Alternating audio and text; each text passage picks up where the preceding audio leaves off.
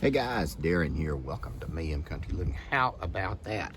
This is one of the pollinators that we have out in our garden. I want to show you. This is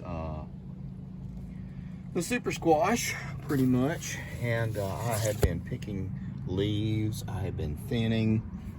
And I've been picking beans. We have a bunch of beans coming on.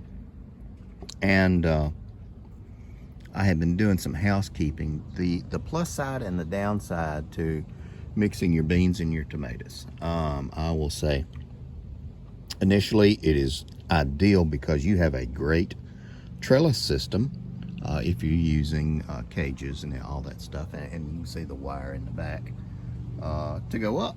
And it works out really well. Now the downside is you have to thin, because if not, just like that one, you will miss beans. Now,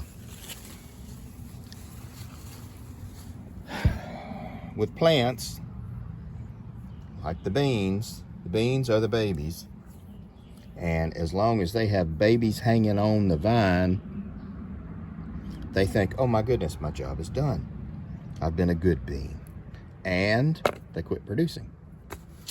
So, if you want to have a continuous bean harvest, well, exactly like I just said, you have to harvest and harvest and harvest. And you can go down a row and you're going to pick all the beans you see, and you've picked 2/3 of them, because they are more hiding, and the next day they generate more and more and more. Tomatoes and everything are the same way. You can see we got tomatoes and all that stuff coming in, which is fantastic. It's what we want. But now, and we got squash. Squash are squishing, and everybody's doing good. I've been picking off the lower leaves because we're going to get a powdery mildew from all these leaves if we don't. And so I'm thinning everything out so we can have some air circulation like this. See, we're already starting to get black spot developing. Now here in Alabama, you're going to get black spot. You're going to get black spot on your roses and your tomatoes. And I have raised roses for 100 years, and I've had formal rose gardens. And I have had, the last property I lived at, I had about 100 plus English roses. And you're going to get black spot. It's just the way it is. But you can help mitigate the risk. And all this is going to the chickens. So, more to come. All right, guys, you can see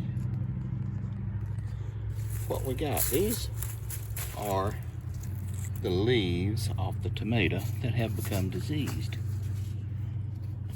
This is actually one that is broken. Do you see all the liquid drain? Squash are heavy feeders. On a completely different subject. Make sure that you are getting plenty of water and groceries. I mean nutrients, going into these guys. Now, look. See, look, they tell you, the plants tell you, hey, these guys aren't doing well. Maybe you need to pull them off. Now, the reason we pull them off is, one, they may be diseased, and two, they also hold nooks and crannies and homes for pests and parasites. So that is what we're doing. Look at that. Perfect. That is why they call it black spot. Perfect. And it is a humidity issue. Again, here in the deep south, here in Alabama, if you got roses, if you got tomatoes, you got black spot. That is just the way she goes. And look at the beans. But they love hanging out in here with these guys. And they share a little bit. This is the second bucket I've already picked this morning. Now, I gotta get to work, so more time.